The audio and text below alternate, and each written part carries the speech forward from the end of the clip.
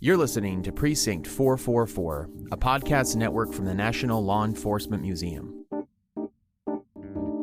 Welcome to Precinct 444, the podcast of the National Law Enforcement Museum, where we explore the people, practices, and ideas shaping the future of public safety. I'm your host today, Josh Bronson, Director of Education, Programs, and Visitor Experience.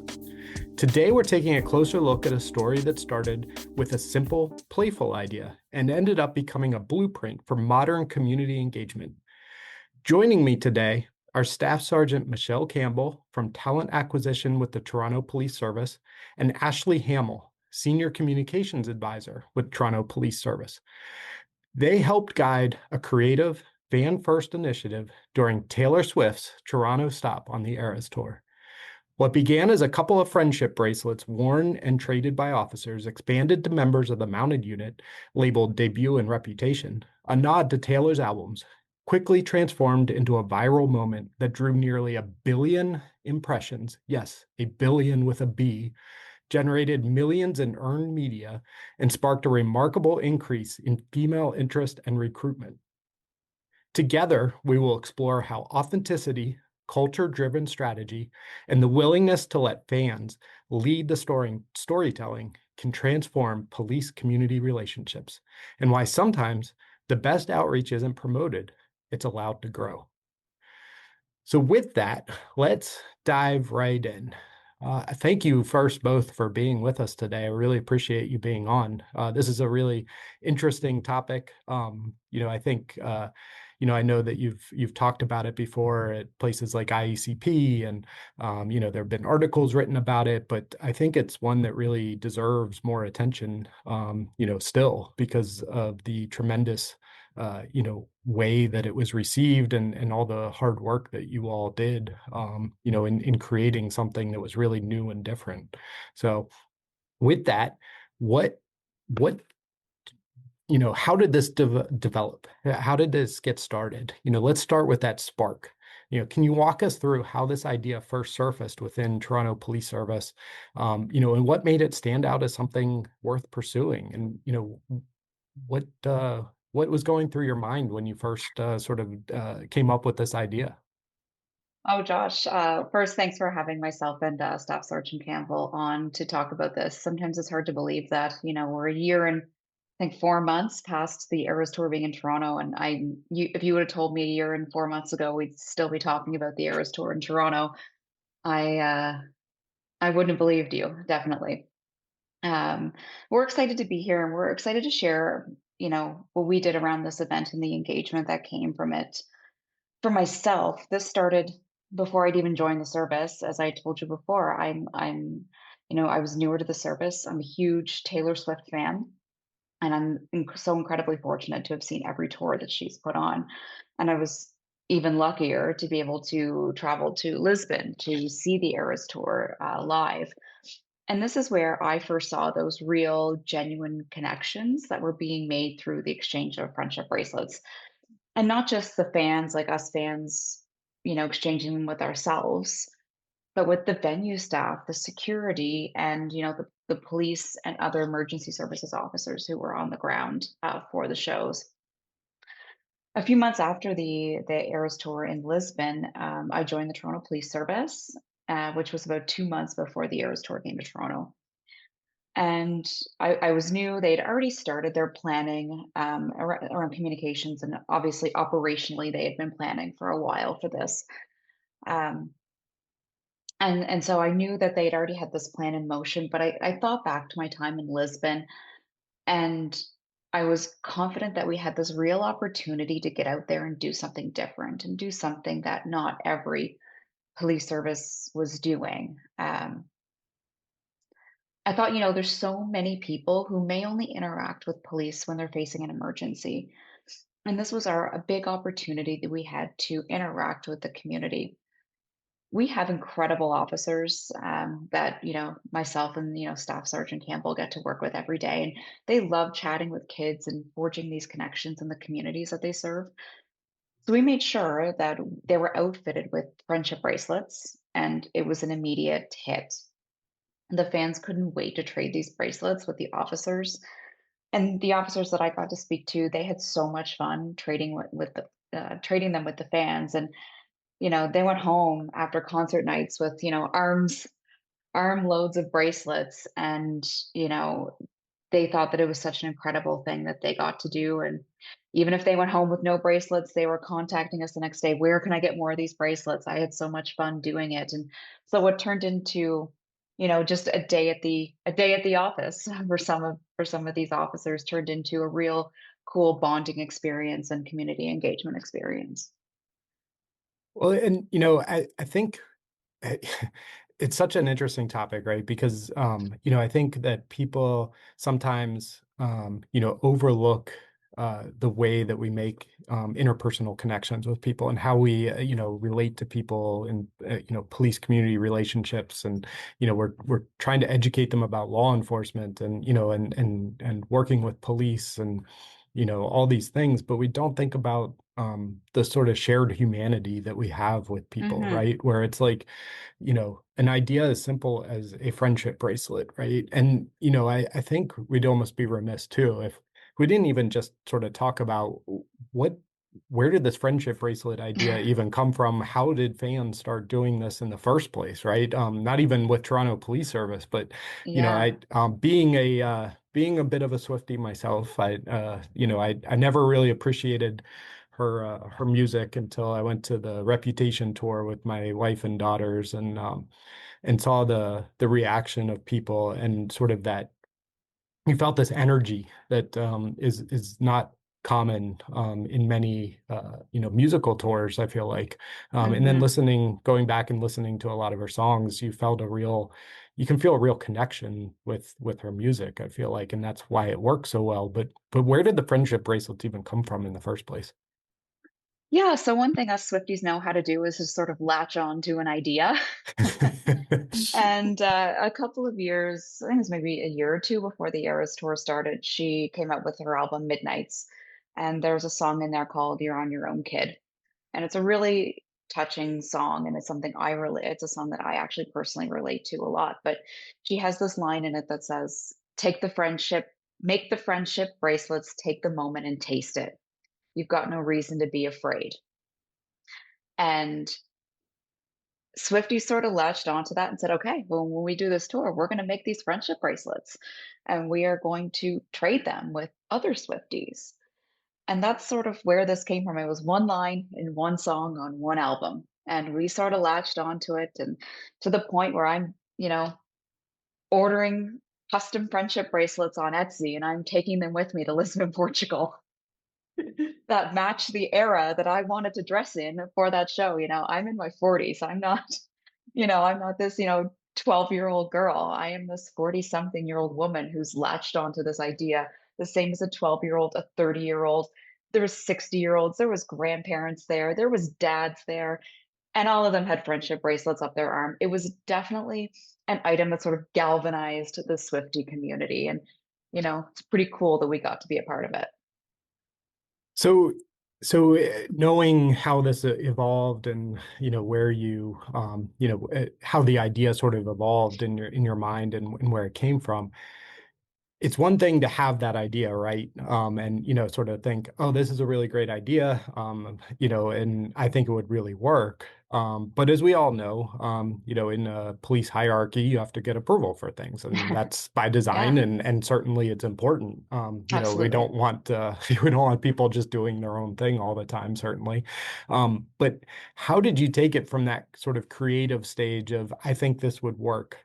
And taking that to leadership and saying, you know, I think this would work. You should allow me to do this and allow us to do this. So how did you get buy-in? Yeah. I didn't, honestly, this was so close to not happening because I almost didn't bring it up because I Mm. was so new. I was with them for 2 months.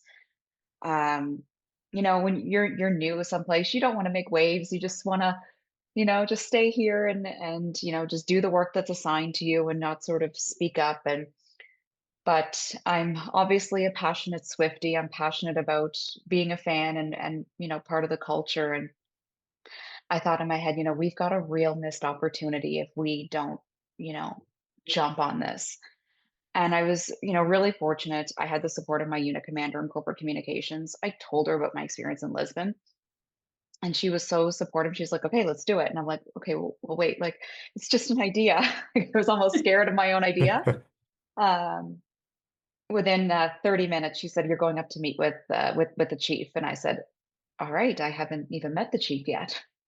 So this was my real fast, quick and dirty introduction to the chief, and to meeting with the command team. And I'm telling you, like, it wasn't. I wasn't laughing my way through it. I was nervous. I was sweating, and in the middle of November. But I was definitely not prepared to have to go talk to the chief about this. If you told me when I woke up that morning, you're going to go pitch this idea about Taylor Swift and friendship bracelets to the chief of police, I would have told you that you were crazy. But you know, going up and talking to them about the re-records and all the lore that goes into the Swiftie culture, I had 2 minutes to tell them about 18 years of the Swiftie world. But I think I made it work.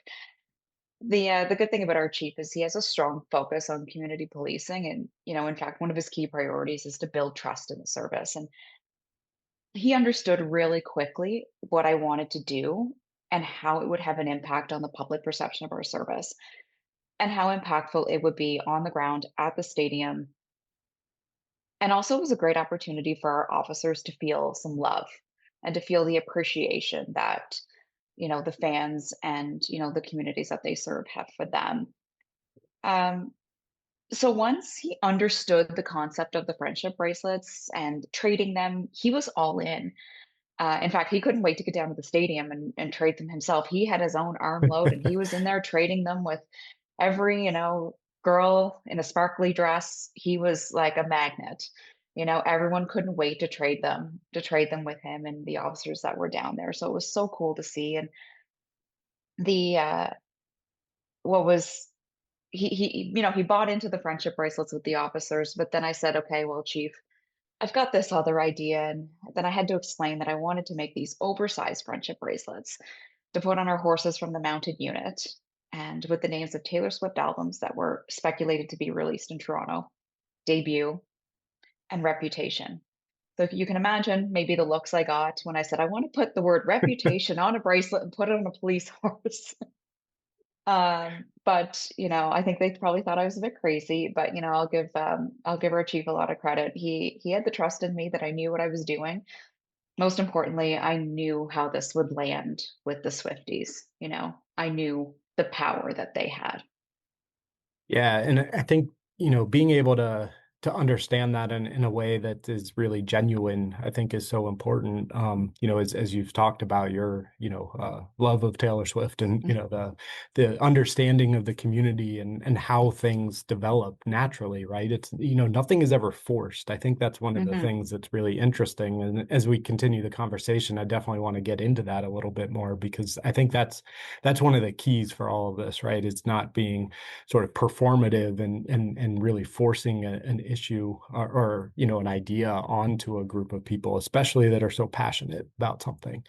And I think sometimes we do end up trying to do that in all areas, not just policing. I think companies try to do that with marketing and advertising, and it just very often it doesn't land, right? And I think that's a really interesting part of all this that we'll get into a little bit more. But I want to go back to something that you were talking about as far as being relative, very new, never having even met the chief, right? Yeah. And taking this to the leader of a major city police organization, right? And going to them and saying, I think we should do this, and being nervous about it, but knowing that it would work. So what advice do you have, for pushing those sort of creative concepts through organizations like this? I mean, luckily you were able to go directly to the chief, but had you not, and you did go to your supervisor first, but, Hmm. as far as pushing it through some sort of bureaucratic type organization, what advice do you have for navigating that?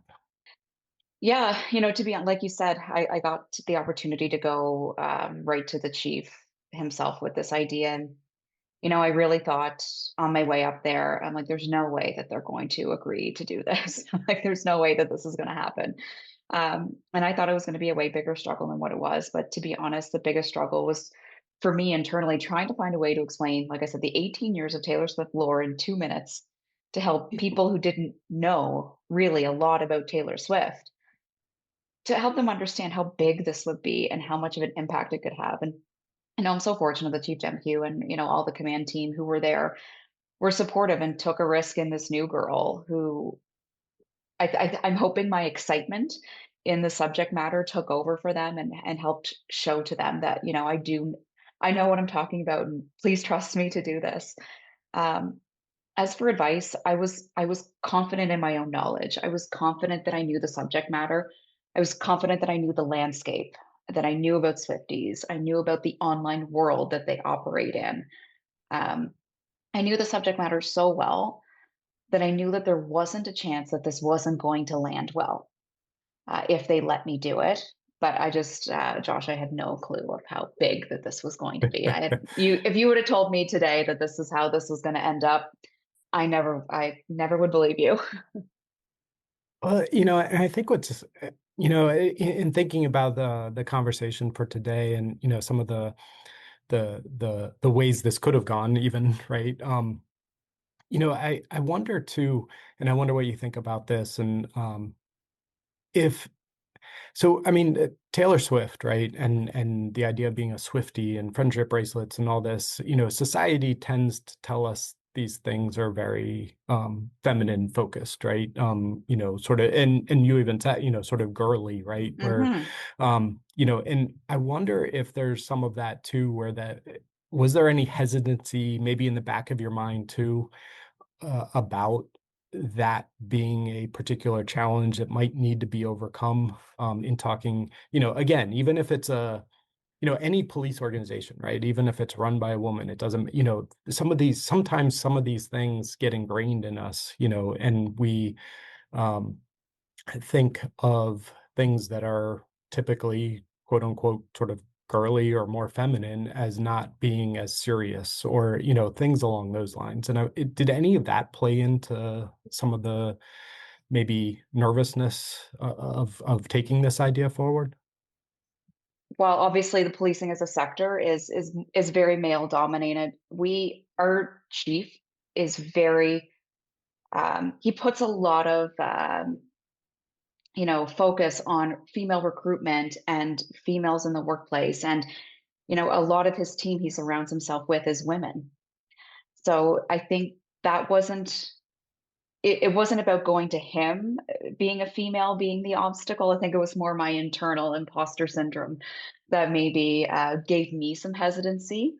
But again, I was confident that I knew the subject matter well enough. It was just a matter of, am I going to go off on a tangent and talk about re-records and the lore, and what am I going to talk about here? It was more so, toning my own internal Swifty fan down to be able to be concise and confident in what I was saying. Gotcha. Yeah, no, that makes sense. I appreciate that. And it gets, I think a lot of people, regardless of how, gender, sort of identify and experience that sort of imposter syndrome sometimes. I mean, I know I've been in spaces too where it's like, I can't believe I'm sitting around with the, attorney general and deputy attorney general and having, a cocktail with them, or, something along those lines. It's Hmm. like this, this is a weird moment, Yeah. right? It's Why like, me? Why am yeah, I here? exactly, exactly. And so I think Yeah. sometimes we do get in our own heads about, is this actually a good idea, or am I, am I kidding myself? So, Josh, but if I could oh Josh, if yeah, I could, absolutely, jump please, in. I just wanted to sort of jump in for a quick second. First and foremost, Ashley carried this idea. This is great to hear this story because I didn't know the backdrop to this story. Ironically, and I've actually, for the first time, a year and a half later, actually understanding how it came to fruition. And so the whole idea, I give credit to Ashley. There's been a few times she's saying we, but it's for somebody so new to the organization to take that step forward and be so brave from a leadership perspective. I give her I'm just truly amazed and say thank you, because without this opportunity and without you being so brave to step forward, it would have been a missed opportunity. So good. Thank you, Ashley, for sharing, because I didn't know. But then when you're asking about from the backdrop and how this came to fruition, it was, for me, it was, I remember it was a Wednesday later in the day, approximately 3:30, 4 o'clock, give or take. And I got a call from the deputy, and it wasn't a question from Deputy Poe. It wasn't a question, hey, Michelle, can you? It was like, we need 25 women. Can you, like, let's make it happen. So when you talk about buy-in, Ashley, I want you to know you had the buy-in, because when the That's great. the deputy called, it was like, okay, Michelle, and I literally remember hanging up the phone, and that just sat here for a mere second going, it's end of day. And I had a personal day off on the Thursday, and I knew I had to get this. I was like, how am I going to make this happen? And so it's funny, your excitement, but my mere moment of panic was, how am I going to find you were probably 25 people to do it? You're probably Exactly. cursing the person who came up with this idea to do this. But So, thank you, staff. That's so kind of you to say that. I really appreciate that. So, well, along those lines, what did you think when you first heard the idea? Well, for me personally, it was, I really truly had to figure out how I was going to make it happen. It wasn't so much about what I thought about the idea. It was about, let's make this happen. And so I became very much focused on the responsibility of finding the 25 people, coordinating and mobilizing and making sure it happened accordingly. So for me to sit back and think, what was this all about? No, I didn't have that luxury. The time was of the essence at that point. That's what I love about cops, right? It's mission focused, right? You Yes. get the order from the deputy, and it's just I'm going to do it. I'm not even going to think about it. Exactly. No, that's fantastic though, and I would really do appreciate you sharing that, because it is interesting, right? A lot of times in policing, in particular, because we are so mission driven, right? We don't know the backstory of a lot of things because we don't ask a lot of questions, and that's not a criticism or anything. It's just it's a reality of our, you get an order, you do that, then you move on to the next thing, right? And then you move on to the next thing, and it has to be that way in a lot of ways. So I really appreciate you sharing that. You appreciate hearing the story. I think that's great. And so once the bracelets were out there, right? We did talk a little bit about this, but the fan community really just took over, right? And it wasn't that, performative moment for, Toronto Police Service overdoing anything or producing or over promoting, right? Why was it so important? And you did touch on this a little bit, but dive into it a little bit more maybe, and talk about the importance of that, and how it got so big so quickly, right? And was there a specific moment even that made you go, oh wow, this is actually really working? This was probably the most difficult part of the whole thing, and where I needed to get what the hardest part of the buy-in was. Because the first question I'm asked is, okay, yeah, Ashley, go do this. But you're going to have, we're going to send a photographer, maybe videographer, and we're going to get this and we're going to post about this. And that's when I had to say, well, no, we're not. And they're like, well, what do you mean? This is our thing. We want to talk about it. Of course, any organization, business, whether you're private sector, public sector, when you do something cool, like, you want to be the one to break the story. You want to lead the news. You don't want someone else, breaking your story. But I had to tell them that in this case, we do want someone else to break this story. And for this, we had to let the magic happen on its own, and we had to let the fans own it. Let this be their moment, and it had to be organic, or it wasn't going to work. It wasn't going to land well. It was going to be, if we, stepped out, took a picture, posted it online before the fans got to see it, it just wasn't going to land well with the fans, and it was going to look performative, which is never something you want to appear to be. So letting this moment happen organically was where the magic and power happened. And I knew once those horses stepped out in those massive oversized bracelets, which I'm going to clarify were indeed hand painted and stenciled in the Did you do parking. them? Yes, I did myself. myself and a sergeant in my office. If you could come to Toronto, Josh, I could take you to the police headquarters parking garage. You would probably still see the spray paint on the floor because it's down there. We spray painted them in the parking garage of police headquarters. Um, Ourselves, we knew the fans would take over once those, literally and figuratively, the horses were out of the barn, I knew the moment had the potential to be fun. Going viral was never really in my head. I never really thought about it that way. I thought about a community engagement moment, and I thought about it's just a fun way for us to be part of this incredible moment in Toronto. And again, like I never had this thought of like, I'm doing this because I want us to go viral. It was, I'm doing this because I want people to see how we are in the community and understand that, our officers are great people and are here for you, whether it's a great day or whether you're facing, your worst day.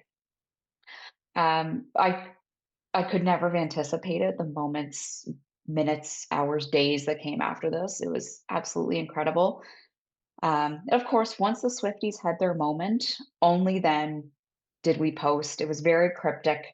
And we said, what do the horses know? Sort of leaning into did Taylor tell the horses what she's going to do here in Toronto? Because there was so much speculation in the community that she was going to release these two albums because she only had Toronto and Vancouver left. So it was like, this is her opportunity. One of the days fell on the 13th, which is her lucky number. There's just so much lore and speculation around, is she going to do this? And when we stepped out, knowing that the speculation was around these two albums and if the horses with these two stenciled on them in the colors of the album just led to something I couldn't even imagine. Well, and I think, what's really sort of interesting too is that, and as you were talking about that, Swifties are detectives, right?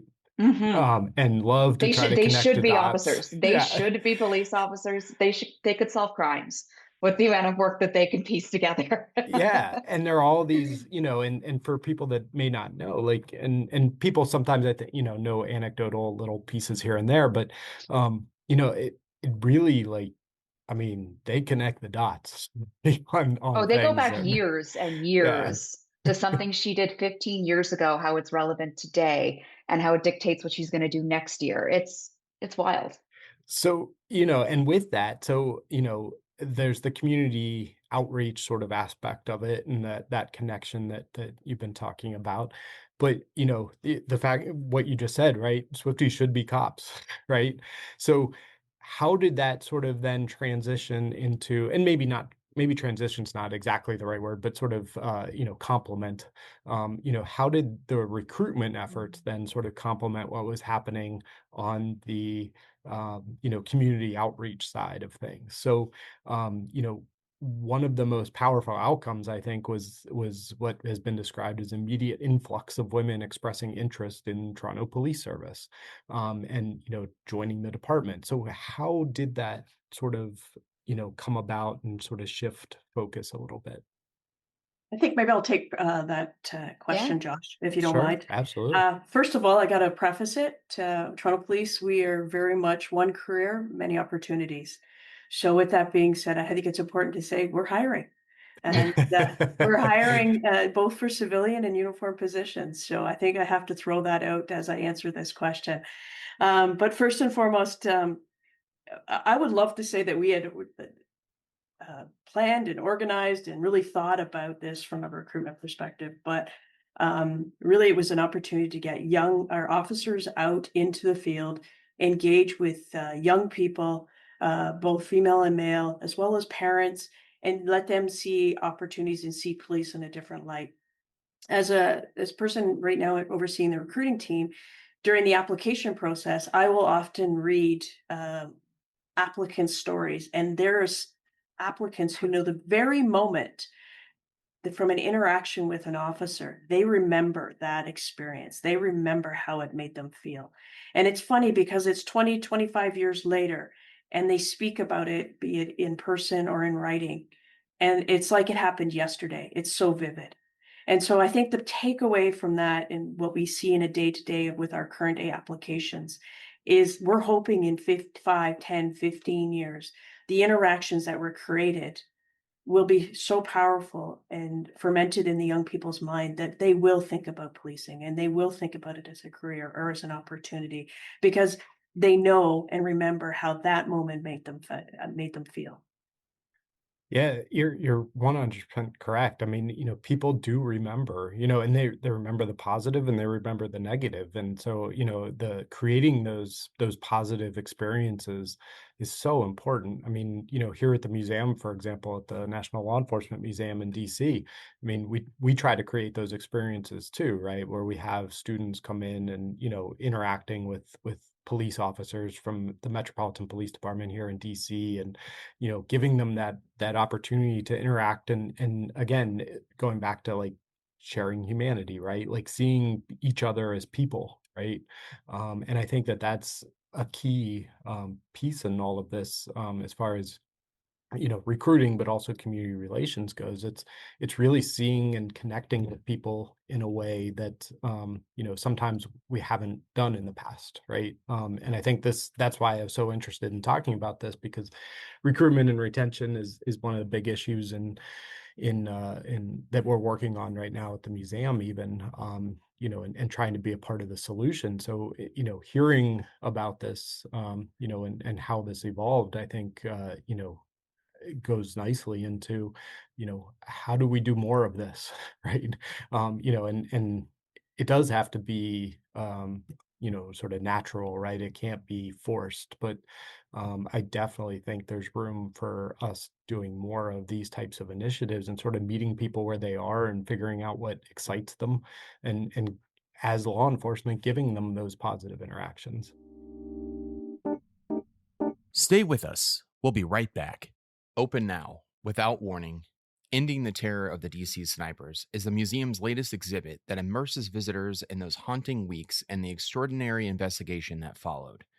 See the modified Chevy Caprice used by the gunman, the rifle that terrorized the region, photos of the victims, and hear chilling 911 recordings. The exhibit captures the tension, uncertainty, and human costs of the attacks back in October of 2002. Get your tickets using the link in the episode description. And now, back to the show. Policing is obviously, there can be a lot of tension, right? There can be, and we've seen it, especially here in the States, but with different incidents that have occurred over the past 10, 15 years, even more, right? But and I think a lot of that does spill over internationally, and certainly agencies have their own sort of incidents that cause people to maybe have those negative interactions or negative perceptions with law enforcement. And so I'm curious, how did this particular initiative, how did this lighthearted initiative really help to try to rebuild trust and soften people's perceptions of law enforcement? I think I can take that, and if Staff Sergeant has something that she'd like to contribute, feel free. Um, as you mentioned, as you know, like in policing, there's a lot of days where we're sharing not good news. Hmm. Um, crime typically isn't isn't a good news story. And for a lot of people, they'll only interact with a police officer when something bad happens, and it's their worst day.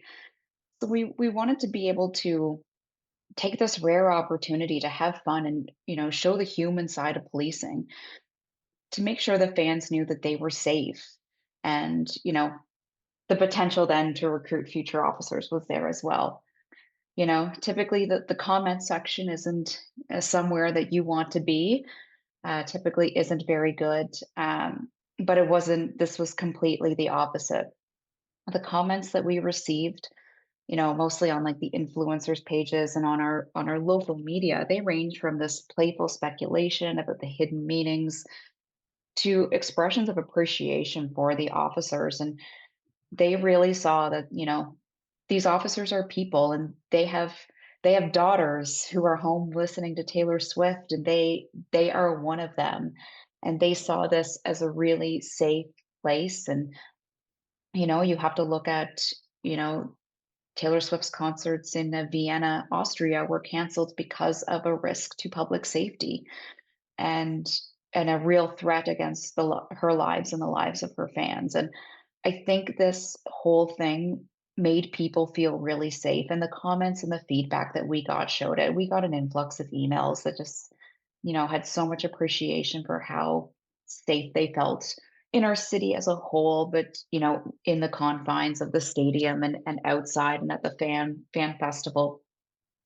Safe. That was the word that kept happening over and over and over. They felt safe. They felt secure. And that, that's a really big part of what we do. And it was really great to see those positive comments. And it's just showed, the power of authentic engagement and actually being there and doing it authentically. I'll just, I'm going to add something, but I'm going to add it from a different perspective. Yeah. So Sure. being the feedback from the officers. So Yeah. we've talked about the energy and we've talked about the authenticity, but the officers, the feedback and the reaction that I got from the officers, be it through photos, communication afterwards, emails, etc. They truly, the 25 women that got to participate in the event truly enjoyed themselves. And I think they truly enjoyed the opportunity to showcase the uniform, showcase what we do, and engage with the young people as a way to show them what they could be part of. And so, as much as the Swifties, the public safety was paramount, and it's always paramount for what we do and everything we do. But it's also the takeaway and the energy and the feedback from the officers was incredible. They truly enjoyed themselves. And, I would be nice to see a story down the road where the young person's pivotal point was that. And I know I'm sort of already reiterating what I just said, but it would be so nice to be able to see that how much of an imprint this had. And I do think one day we will see and we will hear how this event changed someone's life.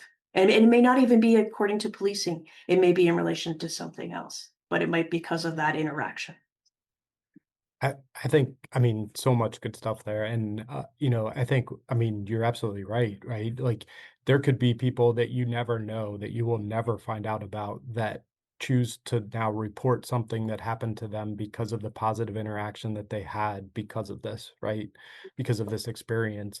And they'll never relate it back to that. Even maybe in their mind, they don't even relate it back that way, right? And so how would an officer ever know that? So, but we know that those types of interactions, like you were talking about before, they matter, right? The people's perceptions of police do matter. And when they have those positive interactions, they're much more likely to come forward and talk to a police officer when something unfortunately might, happen to them. And I think that's it's something that you can't capture, right? It's something that you may never know, right? And so you can't put it into numbers or statistics, but that's the real world difference in all of this that could potentially be made. In really, I mean, potentially saving someone's life, quite literally, just because, and I say just because in air quotes, but just because they had this positive interaction where they got a friendship bracelet from somebody at a Taylor Swift concert, right? And you can't put a price on that. And I think too, it's also, I'm glad you brought that up about the officers and, being involved, because I think that's the other part of this, right? Like, buy-in from the officers. And how do you create buy-in for, we talked about command staff, and luckily you had a lot of buy-in there, but we all know anyone that's worked in policing, you have to have buy-in from the officers too, in order for a campaign of any type to sort of succeed, right? From first line supervision to the officers themselves. So, so I'm really glad you brought that up, and I'm wondering if there's anything else you would like to share about, creating that buy-in, right? And were they just, it was they just wanted to do it and there wasn't any question again, or did you have to convince any of them to take part? I didn't have to convince anybody. It was just because the timeline was so short. I think in the fact that it was Taylor Swift. It was a unique opportunity. I had limited information at the time, and it was just like, okay, girls, ladies, I need you at this location, date and time. Who's in? And it started with a WhatsApp, message to a collective group of people, and from there it spiraled to, we had a mother-daughter team, we had civilians, we had uniform, we had senior officers, we had new officers, we had a collective group of people that had a vested interest, and they answered the call, and I'm so appreciative to them because for doing so. And when they answered the call, they they knew to show up in uniform. The department mattered. And what they didn't know, and nor did I until actually the next day, was that um, there was baseball caps made with Taylor Swift written on the side, and that became part of the approved deportment for this initiative. And so, afterwards, those that didn't get a baseball cap were following up, "Hey, can I get my baseball cap?" So those little gestures, they went a long way for the morale and to the overall officers. But hats off, no pun intended. greatly, greatly appreciated to those 25 women who answered the call. And they had fun. They did. They had a ton of fun. The videos of them dancing and singing, and you could tell that the interactions between them and the fans were so genuine. They were genuinely excited to be there, and it made me smile. Well, and I think that's another really important part of all this, and we've touched on it, but the authenticity part, right? Letting people be their authentic selves and also be police officers, I think is important, right? Whether that's, you're a huge sports fan, right? And you are, Toronto Maple Leafs fan, right? Or, a Washington Capitals fan, for hockey. Letting them show that side of themselves, right? That fandom, or something along those lines. It can be something like that, but it could also be, allowing them to wear friendship bracelets and Taylor Swift, focused hats and things like that, and being able to dance in uniform and expressing that side of themselves that maybe sometimes they haven't been able to do, or felt comfortable doing even in the past. I think that is a really important part of all this. All right. So, I think as this has been a really great conversation. I really appreciate, the time that you all have taken with us today, and I hope that people are interested in this conversation as much as I am. I think it's really valuable to learn about, what is working, right? And how does it work, right? That sometimes you can't force these things, right? But you have to trust your people, right? You have to trust that your staff knows what they're talking about. And, I think that can be sometimes difficult to do, but as leaders, as police leaders, it's important to do that. So I'd like to just sort of wrap up with a question around, thinking globally, right?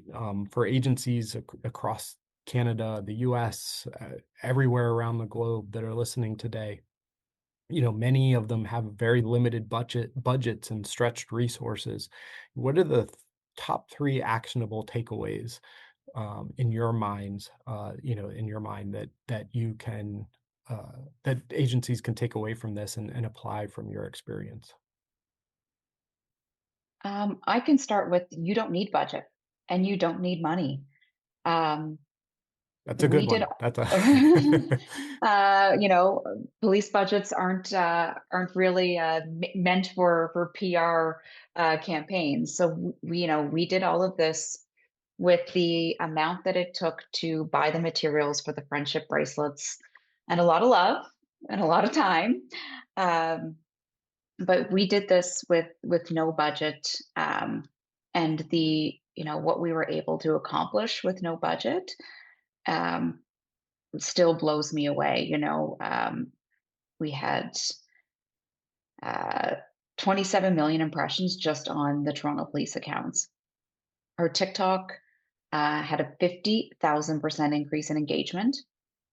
On the earned media side, the content related to the engagement, just around the bracelets for the horses, not anything else, earned us almost 1 billion impressions and an earned media value of 32 million. So it really shows that you don't need a lot to do a lot. But you do need the confidence, you do need the buy-in. And it's about calculated risk taking. You don't get many opportunities like this to show this side of your organization or your people. So when you have these big events like the Eras Tour, take that opportunity. It's not going to come around very often. So take it, use it, and but don't abuse it. Just use it to the right amount. Yeah. That would be my biggest piece of advice. No, Ashley's a lived example of thought of an idea, saw an opportunity, and went for it. And I think that's probably the number one thing to do. And then don't be afraid to think outside the box, but don't think so much outside the box that you overanalyze that and then you dismiss the idea.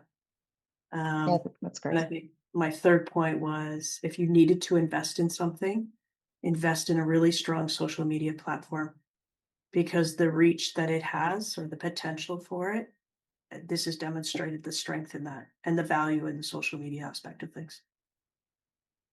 One last bonus question. Has Taylor Swift herself, has she reacted at all, or have you heard from her at all about this?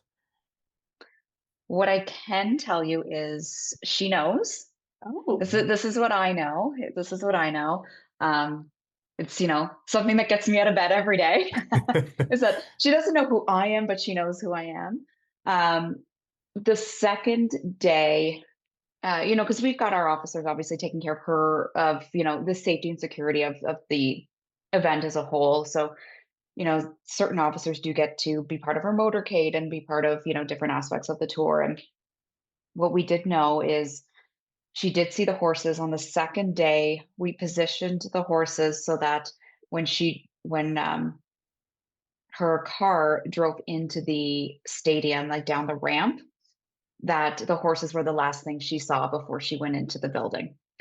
So that was pretty cool. She thought that was cool. And Taylor Swift's father is known for giving guitar picks out at her shows to fans. And he said to one of the officers, whoever did the bracelets for the horses, give this to her. oh, And so I have a guitar pick from the Tortured Poets department from Taylor's dad, amazing. I can't believe how it funneled its way to me, but it funneled its way to me. And that's Actually, mark it on my grave. Mark that on my grave. Very cool. So yes, Taylor did know about it. Yeah. Well, we'll see if she's a fan of the Precinct 444 podcast and see if someone's got to send this to her. Thank you both so much for joining us today and for giving us such an insightful behind the looks conversation about how a simple culture savvy idea turned into a powerful moment of connection and recruitment for the Toronto Police Service. This story is a reminder that building trust isn't always about major campaigns or big investments. Sometimes it's about meeting people where they are, tapping into shared cultural touch points, and giving communities the space to engage authentically. When agencies let fans and residents tell the story, the results can be more meaningful sometimes than anything crafted in a marketing office. Thanks for spending part of your day with us here on Precinct 44, especially you, Taylor, because I know you're listening. Until next time, stay safe, stay curious, and keep building those bridges. Please subscribe to Precinct 444 on your favorite podcasting platform to stay connected and to receive our latest content as soon as it drops. We would love to hear from you. Send in your questions, comments, and feedback to precinct444@nleomf.org. You can help us make our content even better.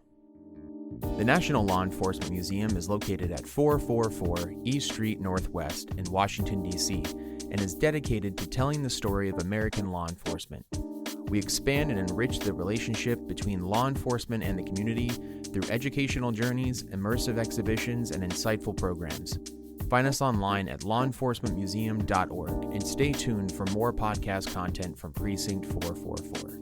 Until next time, stay safe. We'll see you at the precinct.